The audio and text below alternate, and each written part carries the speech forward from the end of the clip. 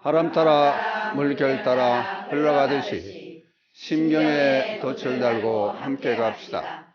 아재아재 바라아재 바라승아재 모지사바. 여러분 안녕하셨습니까? 안녕하세요. 어느덧 함께 하다 보니까 해가 바뀌었습니다. 네. 2016년 새해를 맞이해서 불자님들이 하시고자 하는 모든 일들이 잘 됐으면 좋겠습니다. 늘 기원하겠습니다. 올해가 무슨 해죠? 병신년이에요? 근데 아니 그것도 좋아요. 병신년 원숭이해도 좋은데 우리 이렇게 바꿔보는 게 어때요? 올해는 우리 모두에게 좋은 해다. 네. 그러면 박수 한번 보내주시고. 이제 어떻게 마음을 가느냐에 따라서 한 해가 그렇게 펼쳐지고 시작이 됩니다. 그러니까 올해는 무조건 좋은 해. 남들이 물어보면 올해 무슨 해예요? 그러면은 그렇죠, 맞아요. 그게 좋을 것 같아요. 병신년이다, 뭐 원숭이다 하는 것보다는 그렇죠. 좋은 해입니다. 이제 시작하기 전에 새해 맞이해서 여러분들에게 고백을 하나 해야 되겠습니다. 고백할 말씀이 있어요. 궁금하죠? 네. 이제 방송을 여기저기 쭉 보다 보면요, 이제 국영방송에서는 그 선전을 안 하더라고요. 그게 시청률을 받아내서 그렇죠. 지원금이 이제 충분히 들어오니까 선전을 안 하는데 우리 BTN 텔레비전을 보다 보면은 선전이 너무 많아요. 이 바람 따라 물결 따라도 1시간 프로인데 45분 정도밖에 못 하잖아요. 선전이 많으니까 어떤 분들은 짜증을 내더라고. 근데 그렇게 많은 이유가 운영비가 없어서 그래요. 그러니까 예를 들어서 2천만 불자가 반 잡으면 1,000만 명, 그렇죠? 그것도 반 잡으면은 500만 명. 그것도 5분의 1면 100만 명. 100만 명, 10만 명씩만 같이 함께하고 지원을 해주면은 그런 거 선전 같은 거 없이 진짜 알토베개 같은 그런 부처님 말씀, 불교 소식 그런 거 전해주면 얼마나 좋겠습니까? 올 한 해는 그런 해가 됐으면 하는 마음으로 이제 안내 말씀을 드리는 겁니다. 그러니까 모두 참여하는 길은 ARS에 동참하는 길이거든요. 사실 한 번 하는데 5,000원이라 하면 많긴 많아요. 그렇지만은 한 번씩 해줌을 해서 우리 불자들 스스로 읽어 나가는 방송, 함께하는 방송, 그런 방송이 됐으면 얼마나 좋겠습니까? 우리들의 염원이 2016년에 염원이 그런 것도 아닌가 한쪽에서 그런 생각을 해보면서 고백 아닌 고백을 해봤습니다. 근데 솔직히 얘기하는 것도 좋죠? 그러니까 운영에 차질이 없게끔 그래야 부처님의 법음이 널리 펴져지고 사회 구석구석에 소외받는 사람들이 없이 또 도움의 손길도 가고 좋은 일도 해가며 살아야 되는데 운영하는데 어려워가지고 참 이게 문제가 되는 거예요. 사실은 그렇죠? 네. 여러분들 하실 거죠? 있다? 네. 예, 부탁드리겠습니다. 네. 새해 벽두부터 부탁 말씀드려서 죄송합니다. 저도 도움이 많이 되려고 애를 쓰고 있습니다. 어떻든 간에 이제 방송 계속했던 건 또 회의죠? 네. 지금 우리가 하고 있는 먼저 번에 쭉 펼쳐가 설명해 봤습니다만은 이제 12인연 중에서 애취 했죠? 네. 맨날 애취만 쓰다 보니까 아니 장꼬대를 할 정도의 저는 사랑해, 그죠? 네. 근데 사랑 그러면은 싫은 사람이 없더라, 그죠? 네. 그러니까 뭐 그냥 사랑으로 하고 사랑해서. 그다음 오늘은 이제 하나 더 나가서 이유에는 먼저 그런 말씀을 드렸어요. 사랑하는 마음만 다 있는 게 아니고 세상살이를 보면은 미워하는 마음과 사랑하는 마음이 같이 있잖아요. 유독 사랑하는 마음만 넣어놓은 것은 제대로 된 사랑을 한번 해보자. 그런 뜻에서 사랑을 12년에서 들춰내고 있다. 근데 취는 이제 걷어들이는 거예요. 그러면 사랑하는 마음만 냈다가 그게 이제 가만히 있는 게 아니라 발산이 되면은 말로 행동으로 이어지거든요. 그럼 반드시 이제 있을 유자를 쓰는데 이건 이제 업이라 그래요. 근데 업 그러면 불교에서 상당히 비중이 큰 용어예요. 업이라는 게. 그러면 이제 업은 어떤 것이냐? 간단하게 말씀을 드리자면은 윤회 전생 환생하고 사람이 다시 태어나고 윤회를 한다는 것을 전제로 해놓고 거기서 업이 이제 발동을 하기 시작해요. 그럼 표면적으로 우리가 하는 행동에 대해서 표면적으로 업이라고 그러면은 가만히 있는 게 아니라 물론 잠재되어 있는 것도 있어요. 잠재적인 측면에서 잠재적 업도 있겠죠. 이제 이런 업도 있어요. 그렇지만 대부분 보면은 업이라고 하는 것은 반드시 결과를 유발한다. 그러니까 우리가 행동을 하면은 옆에 있는 사람 한번 주워 팼어요. 그러면 옆에 있는 가만히 있을까? 아니요. 그 언젠가 해코자를 받을 수도 있고, 때린 사람 자체는 불안할 수도 있고, 그게 전부 결과로 이어진다. 근데 이제 이 업에서 보면은 이제 의업, 우리가 행동하는 것을 크게 불교에서 보면은 생각으로 하는 걸 의업 그래, 의업. 그 다음 구업은 입으로 하는 거예요. 구업, 의업. 그 다음 구업. 그 다음에 몸으로 하는 행동, 신업. 그래서 이제 신, 구, 의, 삼업이다 그래요. 근데 이제 뜻으로 하는 의업, 옆에서 자꾸 말썽을 일으키니까 때려주겠으면 좋겠다. 그건 생각 아니에요. 근데 그런 생각이 잠재되어 있으면은 언젠가는 말로 튀어나올 수도 있고 쌓이다 보면은 행동으로 갈 수 있거든요. 그래서 이제 이 잠재된 업을 소멸시키는 방법이 뭐냐? 그게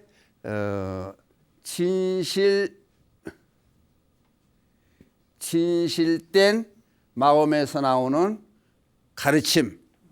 그래서 불교에서는 이거를 진실지 그래요. 이제 참진자 쓰고 진실지 알지자 쓰는데 진실지. 그러니까 의업은 소멸시키는 방법은 진리를 체득하고 이제 법문을 듣고 수행을 하면은 나한테 자꾸 부딪히고 말썽 일으키는 그 사람을 주워 팼으면 좋겠다. 또 없애었으면 좋겠다. 마음속으로 무슨 생각을 못해요. 그거 죽었으면 좋겠다. 그런 마음이 가는 거요. 세상을 인정해놓고 보자고. 그런데 그거를 소멸시키려면은 그건 잘못된 거다. 생각으로 하는 것조차도 나중에 쌓이다 보면은 행동으로 이어질 수 있으니까 그걸 하지 말자. 그게 진실지. 그게 소멸을 시킬 수 있다. 잠재된 업은 그다음에 다른 업들 이걸 떠난 다른 업, 구업과 신업 이거는 말로 뱉어놓고 말로 해놓은 걸 끌어담을 수는 없잖아요. 한번 삐쳐내면은 그러면 반드시 결과가 수반된다. 근데 그게 언제 오느냐? 근데 그걸 보면은 순현 업. 업이 발동하는 시기를 얘기하는 거예요. 순현업은 우리가 행동을 하든지 말로 하든지 하면은 그게 반드시 이 생에서 지금 이 순간을 비롯해서 이 생에서 바로 과보가 온다. 그게 순현업이고 오는 시기에서 봐서 그 다음에 순생업 또는 여기서 순차업 그런 게 있어요. 그럼 요거는 다음 생에 반드시 받아진다. 그 다음에 순후업 그래요. 순후업. 요거는 이 생 말고 다음 생 말고 그 다음 생에 반드시 와진다. 그래서 이렇게 세 단계로 반드시 받아진다. 그러니까 우리가 행동한 결과에 대해서는 그게 이제 좋은 행동을 하면은 이제 업을 이제 분산시켜 보는 거예요. 좋은 업을 하면은 선업이라 그래요. 선업은 즐거움이 따르겠죠? 지금 이제 즐거울 낙자세 그래서 즐거움이 따른다. 그 다음에 악한 행동을 하면은 악업을 하면은 고통이 따른다. 이게 진리예요. 이게 인과응보고. 근데 우리는 이걸 잘 모르잖아요. 그럼 여기서 보면 나중에 이제 여기 지금 12년법에서 쭉 펼쳐진 것은 이제 나중에 나오는 사성제 비유해 보면은 고통받는 실체와 고통받는 그 사항들과 그리고 원인을 제공하는 집성제, 고성제만 나와요. 12년이 사실은. 그러니까 세상에 펼쳐지는 일들을 적나라하게 지금 들춰내 보는 거예요, 이제 12년법이. 그러니까 거기에는 반드시 법문에 방법론이 들어가야 되니까. 그래서 지금 방법론을 같이 곁들여서 하다 보니까 얘기가 많아지는 거예요. 그러면 이제 세 가지 결과를 봤는데 이제 또 뭐가 또 있느냐면 지금 업을 이제 구분해 보는 거예요. 여러 가지 종류가 있는데 그 중에서 어떤 업들이 있느냐? 그러면 나중에 이제 신구의 3업에서 펼쳐지면 10가지 업이 또 등장을 하고 많이 등장하지만은 우선 간단하게 보면은 이제 공업이 있어요. 공업. 함께 지는 업이에요. 공업. 이거는 예를 들어서 얘기를 하는 거예요. 보석사에 가서 야, 이 다이아몬드 봤는데 참 좋다. 좋다 이제 그러고 마음을 내고 이 얘기를 하는 거예요. 옆 사람한테. 그러면은 옆에 있는 사람이 야, 주인이 안 보니까 들고 튀어. 그 다이아몬드 봤는데 비싼 거니까 얘기하지만 그렇잖아요. 가게에서라든지 길에서 남의 물건이 있으면은 자기는 결단을 못 내리는 거예요. 가졌으면 좋겠다. 참 우리 없는데 저거. 부부가 가다 그럴 수 있잖아요. 부부가 저거 우리 있으면 좋겠다. 그러면 남편 쓱 주위를 둘러보는 거예요. 없는데 가지고 가. 그러면은 같이 진업이요, 공업이요. 그럼 같이 업 받는 거예요. 그럼 사회에서도 마찬가지 아니에요. 쌈박질 할 때 옆에서 말려주고 못하게 해야 되는데 아니 둘이 싸우려는데 하나는 힘센 사람이야. 싸우는데 둘이 2대1로 덤벼드는 거예요. 근데 한 사람이 저는 나쁜 놈이라고 자꾸 여기서 부추기면은 그건 뭐예요? 공범이에요. 그게 공범. 그럼 우리도 사회를 살면서 공업을 같이 짓는 게 많아요. 그러니까 옆에서 다른 사람이 잘못하려고 그러면은 못해 말려줘야 할 거 아니에요. 다이아 반지가 좋다 이래도 이거 개도 안 먹는 건데 그걸 뭐 가져가려고 그러냐고 아니다고 말려줘야 할 거 아니에요. 그게 진실지예요. 그런 게. 그러니까 우리들은 공부를 자꾸 불교 공부를 하는 이유는 이렇게 돼가지고 잠재적으로 남아있을 업을 소멸시키고 이걸 또 잘하면은 그래서 이제 그런 게 있어요. 대승법에서는 뜻으로 생각으로 지어도 그게 업을 저지르는 거 보는 거예요. 소승에서는 구업이라든지 행동으로 반드시 저질러 놔야 그게 업이 형성되는 걸로 보는 거예요. 그게 생각으로 지나가다가 예쁜 여자가 있잖아요. 예쁜 남자가 있잖아. 우리 마누라는 그냥 일만 하니까 화장도 안 하니까 밉잖아요. 저 여자가 살았으면 좋겠다. 생각을 할 수 있잖아요. 근데 그게 근데 우리는 대승권에 있는 거야, 지금. 생각으로 하는 것이 그게 죄가 되는 거예요. 그럼 바람핀 거와 똑같은 역할이 된다는 거예요. 그러니까 생각을 잘해야 돼요. 생각이 자꾸 깊어하다 보면은 그게 반복되다 보면은 이상하게 되는 거예요. 그러니까 우리는 어차피 이제 좋아하든지 싫어하든지 세상을 살다 보면은 하여튼 잠재적인 업 아니면은 실질적인 업을 져서 반드시 선업이냐 악업이냐 또 이제 무기업이라는 게 있어요. 무기업. 그거는 악도 아니고 선도 아닌 그런 것도 있어요. 구름을 어긋 쳐다보고 구름 있구나. 그건 선악도 아니에요. 그죠? 저 구름에서 비 좀 많이 내렸으면 좋겠다. 우리 밭에 물을 좀 보여야 되니까. 그냥 다른 사람은 멍석 놓고 곡식을 말리는데 비가 좀 왔으면 좋겠다. 그럼 말로 했으면 어떻게 되는 거예요? 어떻게 죄 짓는 거예요? 곡식을 말리고 있는데 비 오라 그러면은 그죠? 그러니까 그거는 무기업이 아니에요. 그냥 생각을 지었어도 거기에 끄들려서 관계되는 사람이 없을 때는 무기업이 되는 거예요. 그러니까 반드시 업을 짓는데 그럼 어떨 거냐? 이제 비유를 하나 들어서 설명을 한번 해봐야 되겠어요. 어? 근데 이게 이 얘기 해도 참 난 이거 희한한 얘기라. 어? 부처님 당시에요. 이름도 이상해. 하여튼 우팔라 요 낫죠요. 우팔라 반나 이름이 이게 영꽃 상징하는 말이래. 하여튼 여자가 예쁘면 문제가 되는 거요. 어? 예쁜 여자가 지나가 봐요. 남자들이 침을 질질 흘리거든. 그리고 데이트 한번 해봤으면 좋겠다. 총각 들은 내 호적에 올렸으면 결혼하고 싶다 그지. 호적에 올렸으면 좋겠다. 별 생각이 다 나오잖아요. 그 남자들끼리 저희끼리 쌈박질이 나요. 저 여자가 내가 데이트 가야겠다 그러고 서로 다투다 보면은 여자는 가고 없는데 저희끼리 싸우는 거요. 그 예쁜 여자만 있으면은 문제 생기는 거요. 근데 여기도 이 우빨라 반나라고 하는 이 여인네가 엄청 아름다웠대. 절세 미인인데 거기다가 부잣집 되게 부잣집 딸 그러면 애동딸이에요 또. 그게 재산 다 물려받을 거 아니야. 그리고 기업 다 차지하고. 그러니까 혼처가 막 여기저기서 시벌하고 난리 치는 거예요. 하여튼 결혼했어 이제. 결혼했는데 글쎄 여기서 문제가 발생되는 거죠. 결혼했는데 남편이 애를 낳아가지고 친정에 갔대요.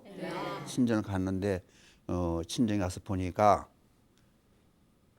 아니 애기 아빠가 장모하고 시잡치는 일을 벌이는 거예요. 하인이 고발에 일렸다고 나와요. 하인이 잃는 거요. 근데 이건 남편은 뻔뻔히요. 뻔뻔스럽게 오늘 당장에 큰 소리 치는 거야 막. 그러니까 애를 깐나이를 화딱지가 하니까 집어던지고 집을 나왔어요. 그런 일은 이건 이거 안 되는 일 아니에요. 이건 안 되는 일 아니에요. 그러니까 애를 이제 집어던져 놓고 집을 나온 거요. 그냥 맨발로 막 어디로 걸어가는 거요. 걸어가더니 마차 한 대 멈추더니 어딜 가냐고. 그러더니 남자가 태워주는 거요. 태우더니 하는 얘기가 나도 부인하고 이혼의 상처를 해서 혼자 사는 몸인데 괴로워 말라고 사촌이 얘기를 들었겠지. 그래가지고 같이 살게 됐어요 또. 여자 팔자 뒤웅박 팔자라고. 아니 워낙 이쁘니까 놔두질 않는 거요. 그래도 살림을 잘 살아요. 살다 보니까 이 복은 또 많았었나 봐요. 부자가 되는 거요. 부자가 돼가지고 이제 아들을 낳아서 키우는데 아들을 결혼을 시킬 거 아니야. 결혼을 시키려고 보니까 이제 무슨 일이 벌어졌냐면은 그 이전에 또 이 얘기가 또 희한한 얘기가 벌어지는 거. 남편이 집에 와서 매일 나가는 거요. 도둑을 맞아가 물건을 잃어버려서 물건을 찾아야 된다고. 자꾸 나와서 돌아다니고 거길 돈을 가지고 빼가고 큰 부자가 돼서 이제 같이 이제 운발라 반나라고 하는 여자와 같이 살다 보니까 가세가 쫙 늘어나가지고 부자가 됐는데 재산을 빼돌리는 거예요. 이제 돈을 가져나가는 거예요. 그게 왜 그러냐 했더니 도둑을 맞아가지고 그걸 찾으려고 내가 지금 운동하고 돌아다니는 거라고 엉뚱한 소리 하는 거. 나중에 보니까요. 작은 마누라를 둔 거였다가. 그게 기가 막힌 거야. 누가 와서 친구가 일러주는 거야 또 와서. 그래서 남편한테 얘기를 해요. 당신 도둑 맞아가지고 잃어버려가지고 가는 게 아니고 소문에 듣자니 여자가 생겼다 그러는데 정 그렇다면 여자를 데리고 오시오. 나이가 적으면은 내가 동생처럼 대하고 나이가 더 적으면은 딸처럼 내가 잘 데리고 있을 테니까 집으로 데리고 와보라 그래요. 그냥 데리고 왔어요. 이제 또 뻔뻔스럽게 한 집에서 마나님이 둘이 된 거요. 근데 지내다 보니까 그 이제 아주 예쁘게 생겼는데 기가 막히게 잘생긴 거예요. 자기가 보기에도 이 원부인이 보기에도. 근데 목욕을 하다가 머리를 감겨주다 보니까 머리에 상처가 있는 거예요. 그래서 이 상처가 웬 상처냐 그랬더니 전에 우리 엄마 아빠가 싸우다가 날 집어던지고서 상처를 입은 거다. 그 엄마가 누군지 아느냐 그랬더니 엄마가 아빠 싸워가지고 다 도망가가지고 나는 할머니 밑에 키웠는데 얘가 이렇게 기억하기로는 움팔라 반나라고 그래요. 우리 엄마가. 그러니까 아니 엄마하고 딸하고 한남에 같이 사는 거 아니요. 그러니까 이제 기가 막혀서 길을 나서 또 그냥 맨발 팍 울고불고 길을 나선 거예요. 이제 정신없이 어디를 걸어다 보다 보니까 이건 도대체 안 되는 세상 아니야 이게. 그래가지고 이만한 끈을 하나 구해가지고 산으로 가서 산에 고리를 만들어가지고 뭐 하려고? 목매다 죽으려고. 그 목매다 죽으려고 이제 그래 놨는데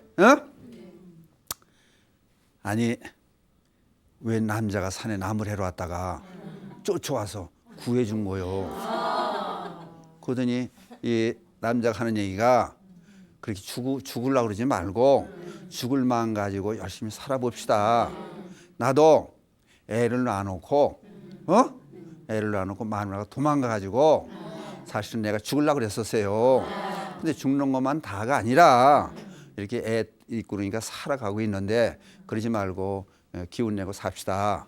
그래서 어떻게 지내다 보니까 마음이 참 착한 남자애 또. 그러니까 또 그냥 못 본 척해서 또 같이 사는 거요. 그러고 이제 지내다 보니까 그 아들한테 장가를 보낼 거 아니에요. 그래서 이제 며느리를 또 맞이하려고. 그러니까 자기가 낳은 애는 아니지. 예? 이제 전처가 낳은 애인데 며느리를 맞이하려고 해서 혼담이 왔다 갔다 하는데 결혼이라고 이제 해서 가마를 타고 이제 맞선을 보고 이제 이렇게 오는 과정에서 보니까 자기 그 딸이 낳은 자식이야 또. 세상에 이렇게 계속 엉켜가는 거. 자기 자식이 낳은 딸과 전체 아들하고 결혼을 한다고 또 오는 거. 아니 갈 적마다 3번씩 연이어서 이럴 일이 있을 수 없잖아요. 그래서 이제 이게 또 미치고 환장할 일이지.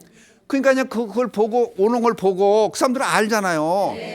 첫 남편 아니까 정신이 없이 그냥 뛰어나서 길을 헤매고 반 미쳐서 돌아다니다가 어느 운막 같은 게 하나 있는 거요.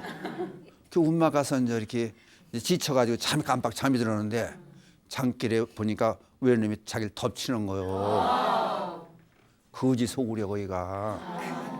그러니까 거지한테 몸을 뺏기고 죽을래도 죽지도 못하고 어쩔 수 없는 입장 아니요. 그러니까 거지 마누라가 돼도 나중에 창녀가 돼요. 거지하고 그 또래들이 500명이 있는 동네요. 그 500명을 대상으로 한 창녀가 된 거요.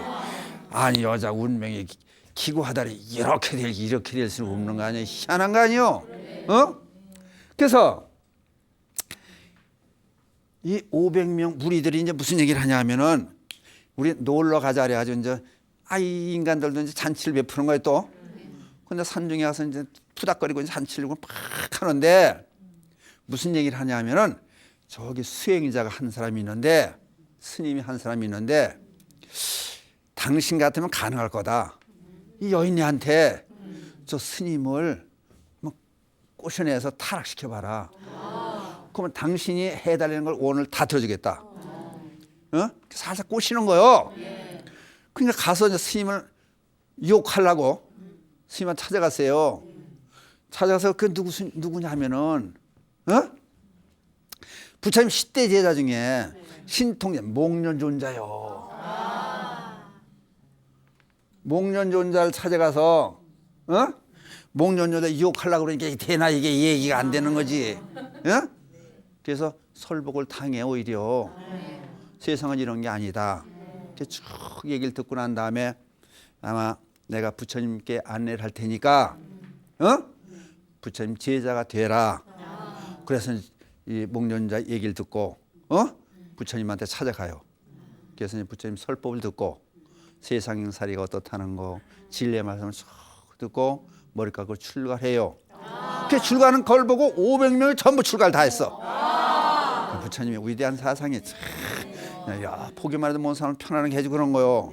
근데 이제 그래서 이 여인네가 이제 불명을 받은 거 부처님한테 출가를 했으니까 그 유명한 연화색 비구요. 연화색 비구. 비구가 된 거이죠. 부처님 전에 여쭤봐요. 도대체 저는 어떤 운명을 전생의 운명을 짓고 어떤 행동을 했기에 전생에 어떤 행을 했기에 이런 기구한 운명을 감히 얘기도 안 되는 이런 희한한 일이 벌어졌습니까? 그랬더니 부처님께서 전생 얘기를 해 주시는 거예요. 당신은 전생에 남자로 부잣집 남자로 있었는데 남자로 있으면서 철면 피진저 장모하고 놀아나고 문 여자들을 농락하고 돌아다니고 남자 기생처럼 그렇게 돌아다니다가 그때가 가섭불 시대에 이제 부처님 먼저 연등 부처님 전에 가섭불 시대가 나와요.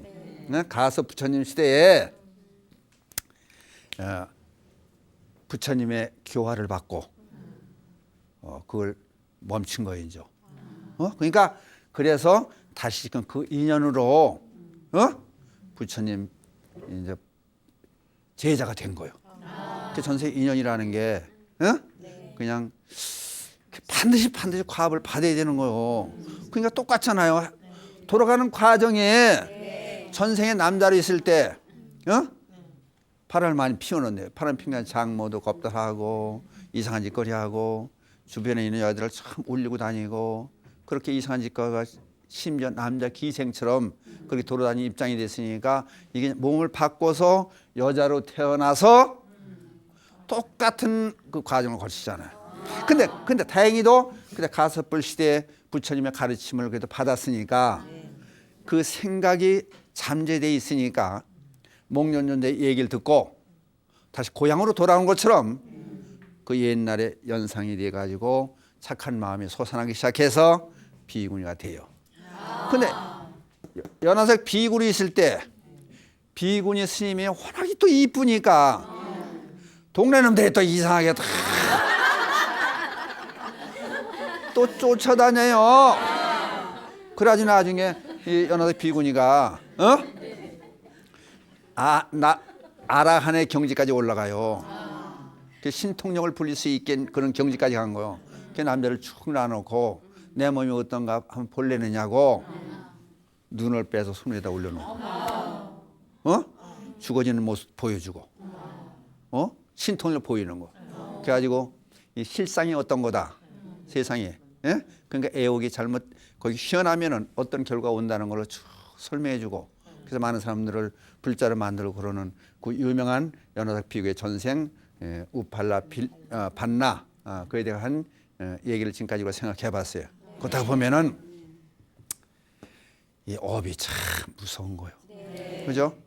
시간이 조금 있으니까 이제 이거는 애정에 관한 문제고 또 전부 애정에 관한 문제만이 세상에 다는 아니잖아요. 그러니까 다른 얘기를 간단한 다른 얘기를 또 하나 이제 예를 들면은 근데 이걸 자꾸 해주는 이런 얘기를 해주는 얘기가 얘기를 들으면 우리가 뭔가 느끼는 게 있을 거 아니에요.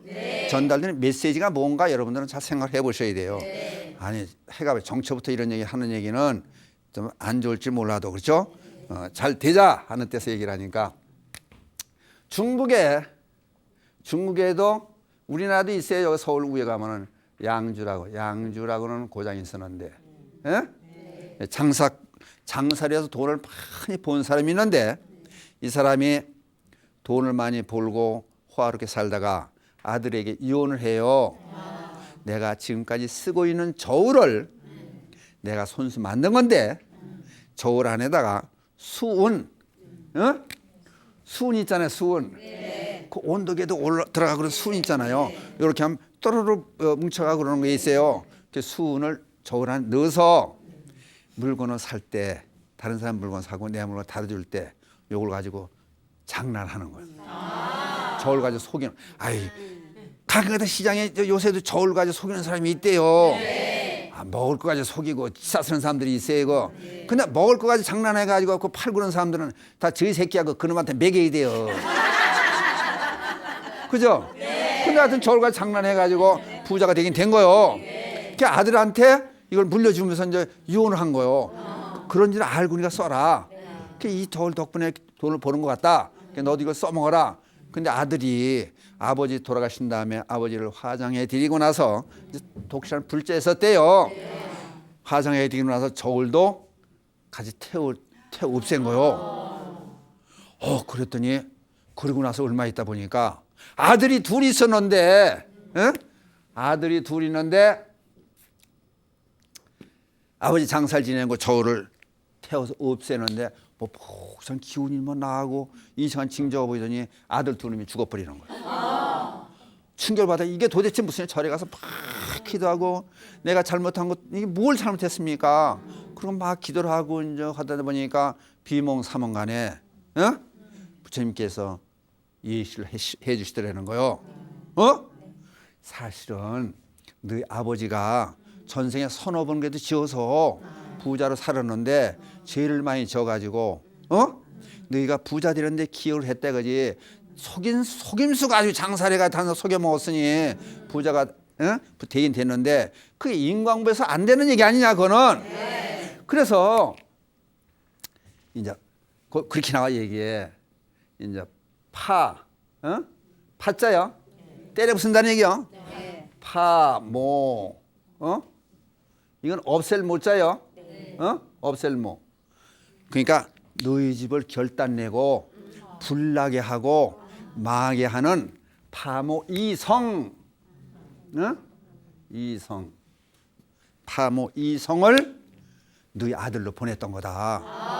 그러니까 아들 둘로 하여금 너희 집을 망하게 하고 너희 집을 불나게 하고 너희 집 재산을 전부 상품을 장사하니까 전부 태워서 알거지로 만들어 놓고 그러게 하기 위해서 아들들을 보냈는데 네가 마음을 고쳐먹고 그러지 않겠다고 참여하고 아버지 잘못한 걸 네가 대신 뉘우치고 그러니까 아들들을 불러가고 좋은 선신을 너희 아들로 보내주겠다.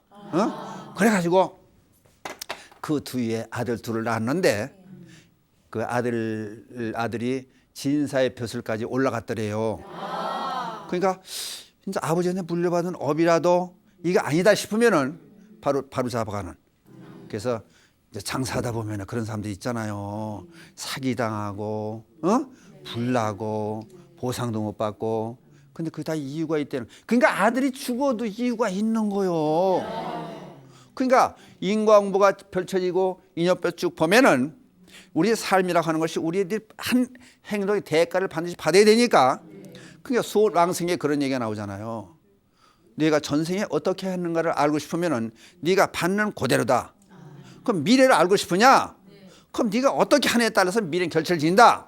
그런 얘기를 하는 거예요. 그러니까 우리는 인연법을 배우면서 인과응보의 무서움도 알고 반드시 아까 있지 잠재적인 업이 있을 수 있고 또 그 이해는 반드시 인과응보가 뒤따른다. 반드시 뒤따른다. 그러니까 책임을 내가 지겠다는 마음으로 말도 하고 생각도 하고 행동도 해야 되지 않느냐. 이제 정초 첫머리에 이런 말씀을 드리는 이유는 이렇게 잘못된 일들이 없이 우리 모두가 잘 살았으면 좋겠다는 생각에서 이런 말씀을 드렸습니다. 알겠습니까? 네.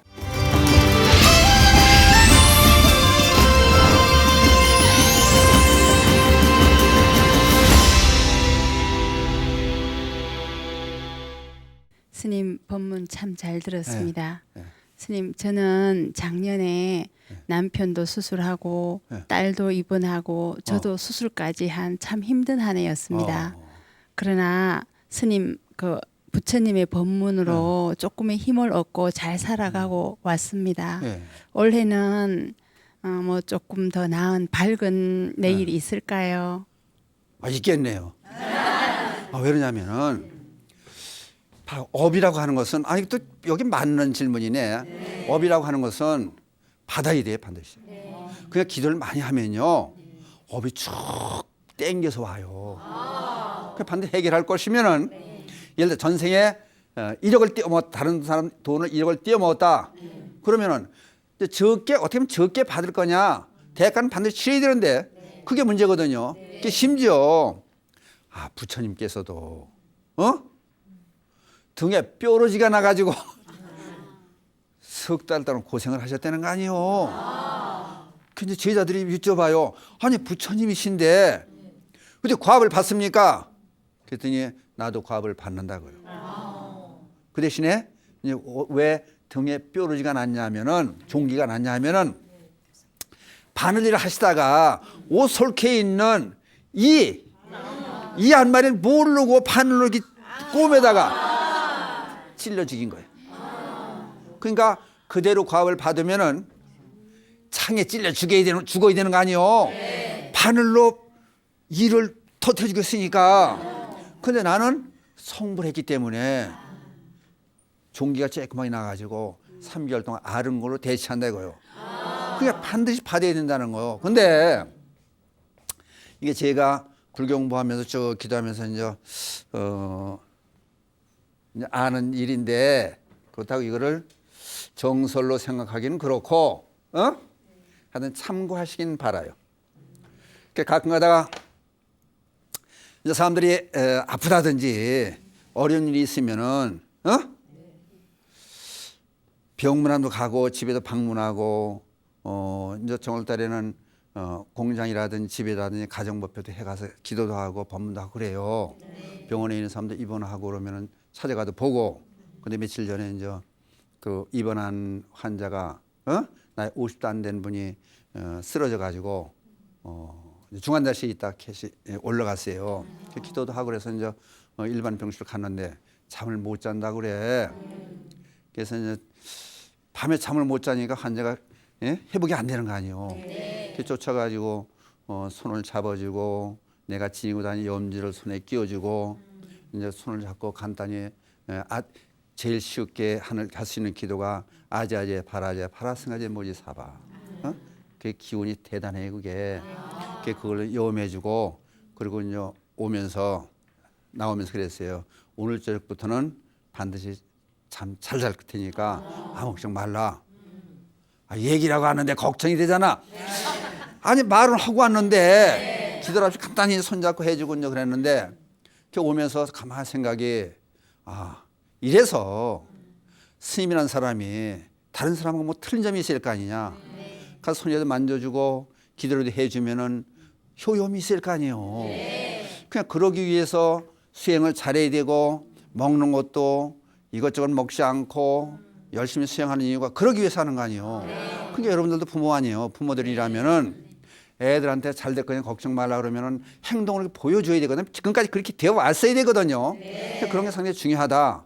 그래서 스님들 입장에서도 이제 그래요. 그러면은 객관적으로 보면은 이제 뭘 볼 수 있냐면은, 사람이 아프지 않으면은요, 아프지 않으면 어떻게 되겠어요? 암만 먹어도 배탈이 안 나면 어떻게 되겠냐고. 화장실에 그걸 다 내가 처먹을 거 아니에요. 아픈 게 잘 되는 거죠. 조심할 수 있는 거 아니에요. 건강에 유념할 수 있는 거 아니에요. 절제도 할 수 있는 거고. 그러니까 아픔이 온다고 하는 것은 또 하나의 가르침이거든요. 그런 거 보면은 아픈 게 참 다행이다. 일단 사람이 아픈 거는 정상이요, 비정상이요? 정상이다. 만약의 경우 아픈 사람이 하나도 없으면은 의사 뭐 먹고 살아? 약국은 뭐 먹고 살아요? 의학계 종사하는 사람 다 죽는 거다. 그러니까 아프다고 하는 것은 내가 건강에 잘 살 수 있는 계기가 된다. 그러니까 고맙게 느껴지면은 바로 회복이 되는 거예요.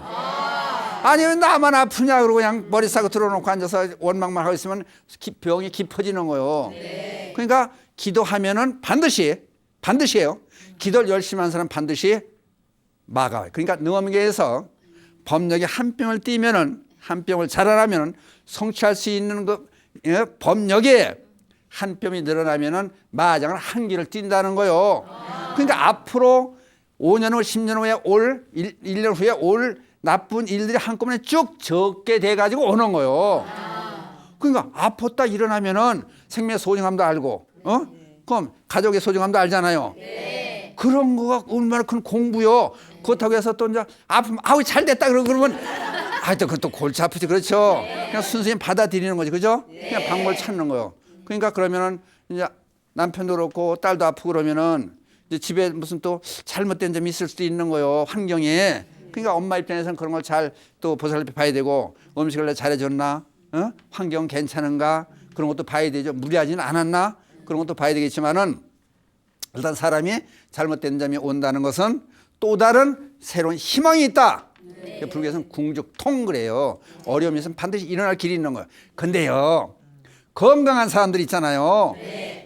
운동 열심히 하고 건강한 사람들은 이상한 얘기 같지만은 배량 안에 죽더라고. 너무 건강에 잠 안 하고 자신을 갖는 거요. 건강검사도 안 받고, 난 괜찮은데 무슨 건강검사를 받냐 그래. 근데 맨 아프다고 약봉다리 달고 다니는 사람들 있잖아요. 건강히 사는 거예요. 그 사람들은. 왜? 조심하고, 의사 말을 따르고, 기도 열심히 하고, 그러니까 건강한 게 건강한 게 아니에요. 왜? 재행무상이요. 인연법에 쭉 봐요. 찰나멸 찰나생이에요. 다 여기 이제 지나가면은 생사에 대해서 이제 생로사에 대해서 또 얘기가 나올 거예요. 이제. 그러니까 우리들은 지금 닥친 일들이 잘못된 일들이라도 거기서 딛고 일어설 수 있는 그런 희망을 갖자. 그게 우리 인생살이다. 그러니까 아픈 것은 올 수 있는 거다. 생로병사 아니에요. 늙은 병이 오게 되어 있는데 걱정하지 말고, 그 당연시하고, 그 대신 주위에 있는 사람들이 위로해주고 병 간호해주고, 마지막으로 그런 얘기가 나와요. 환자들을 돌보는 것은 열부처님 만부처님을 돌보는 것보다 공양 올리는 것보다 낫다. 그냥 환자들을 잘 돌보고 내 가족이 환자가 있으면은 잘 보살펴서 건강한 삶을 살 수 있게끔 만들어 주는 것이 우리의 할 일이다. 그래서 올해는 아픈 사람들이 없이 다 건강에 살 수 있는 그런 한 해가 됐으면 좋겠습니다. 아셨어요? 네. 답이 됐어요? 네, 끝내겠습니다.